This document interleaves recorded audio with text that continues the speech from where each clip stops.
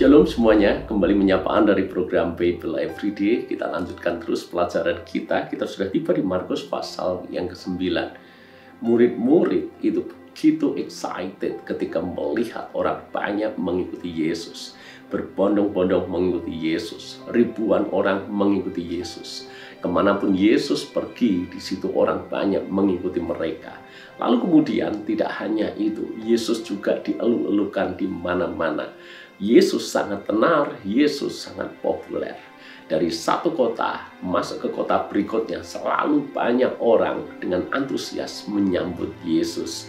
Itu sebabnya murid-murid kegirangan.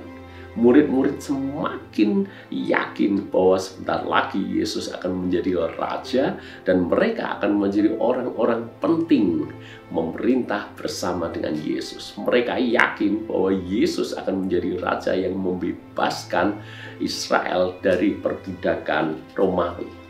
Dan keyakinan murid-murid menjadi tambah besar ketika melihat di pasal 9 ini. Beberapa di antara mereka, Petrus, Yakobus, Yohanes, melihat bahwa Yesus dimuliakan di atas gunung. Bahkan bisa berbincang-bincang dengan Musa dan Elia.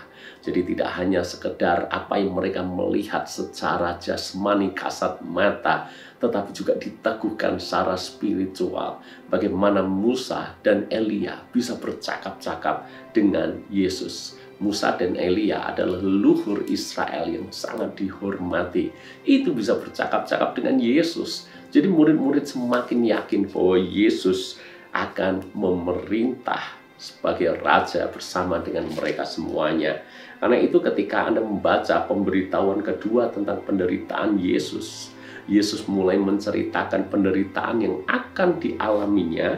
Dan di dalam ayat yang ke-32 dikatakan, murid-murid atau mereka tidak mengerti perkataan itu, namun segan menanyakan kepadanya. Murid-murid tidak ngerti. Kenapa tidak ngerti?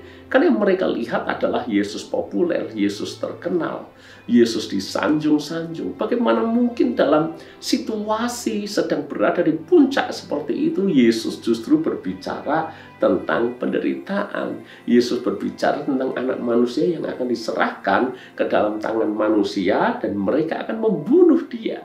Jadi mereka sama sekali tidak paham akan hal itu, tapi segan bertanya kepada Yesus. Apapun juga yang ada di pikiran mereka hanya satu. Yesus akan menjadi raja, mereka akan memerintah. Jadi sekarang masalahnya siapa nanti yang terbesar di antara murid-murid? Bukankah ada 12 murid? Dan tentu saja akan ada orang-orang tertentu yang menjadi pemimpin di antara mereka. Di antara yang terbesar ini, ada yang lebih menonjol dibandingkan dengan yang lain. Itulah harapan mereka. Karena itu di ayat 33 sampai dengan ayat 37, mereka memperbincangkan siapa yang terbesar di antara murid. Di dalam ayat yang ke-34 atau 33 dulu. Kemudian tibalah Yesus dan murid-muridnya di Kapernaum. Ketika Yesus sudah di rumah, ia bertanya kepada murid-muridnya, apa yang kamu perbincangkan tadi di tengah jalan? Tentu saja Yesus tanpa tanya kepada mereka, Yesus tahu sebetulnya apa yang sedang mereka perbincangkan dan apa yang mereka sedang ributkan. Tetapi mereka diam, sebab di tengah jalan tadi mereka mempertengkarkan siapa yang terbesar di antara mereka. Rupanya masing-masing punya agenda pribadi, masing-masing punya ambisi pribadi. Mereka sedang berada di atas angin dan memanfaatkan momen ini untuk menjadi tangan kanannya Yesus. Yesus meluruskan mereka. Jika seorang menjadi terdahulu, hendaklah ia menjadi terakhir dari semuanya dan pelayan dari semuanya. Kalau ingin menjadi pemimpin, menjadi pelayan lebih dulu. Kalau ingin menjadi yang terbesar, harus bersedia rendah hati dan melayani satu sama lain. Saudara-saudara, ayat ini mengingatkan kepada kita semuanya, meluruskan akan motivasi kita di dalam mengikuti Yesus. Murid-murid kehilangan pandangan yang benar dalam mereka mengikuti Yesus. Menjadi tersamar gara-gara Yesus populer. Ketika mereka lihat Yesus terkenal melakukan demonstrasi mujizat di sana sini, mereka lupa untuk apa Yesus datang. Demikian pula halnya dengan kita. Kadang-kala ketika kita berada di atas angin, seperti hal yang terjadi dengan murid-murid, di mana-mana terjadi mujizat, kita mengalami keberhasilan, kita mengalami kesuksesan, kita dipromosikan Tuhan, kita semakin terkenal, kita diangkat, kita terus naik, Kadang-kala kita justru lupa akan misi Bapa dalam hidup kita yang terutama. Dan kemudian tanpa disadari kita menjadi sombong. Kemudian tanpa disadari kita ingin menjadi yang terdepan. Kita menjadi yang terpenting. Kita menjadi yang terutama.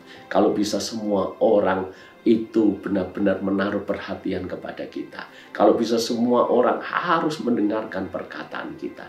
Kalau bisa semua orang harus taat dengan apapun yang kita katakan. Yesus harus mengatakan kepada murid-murid dan pesan yang sama mengatakan kepada kita. Kalau ada di antara kita ingin menjadi yang terbesar, kita harus menjadi hamba yang melayani dulu. Kalau kita mau dibawa Tuhan naik, kita harus bersedia rendah hati dulu. Saudara-saudaraku yang dikasihi oleh Tuhan, ingat kembali. Kalau Tuhan mempromosikan kita, Tuhan mengangkat kita, jaga hati kita, supaya kita terus memiliki hati hamba. Jangan sampai keadaan mengubah sikap hati kita. Dulu ketika kita masih struggle, kita bisa sedemikian rendah hati. Namun begitu kita diangkat dan diberkati, kita mulai sombong, kita mulai arogan, kita mulai meremehkan orang lain, kita mulai menganggap yang satu tidak penting, yang satu tidak berguna, dan menganggap diri kita paling penting dan harus diutamakan. Bertobat kalau kita persis seperti murid-murid dalam kisah. Sebab ini yang Tuhan mau, miliki hati hamba. Jadilah rendah hati. Milikilah hati yang mau melayani. Tuhan berkati kita.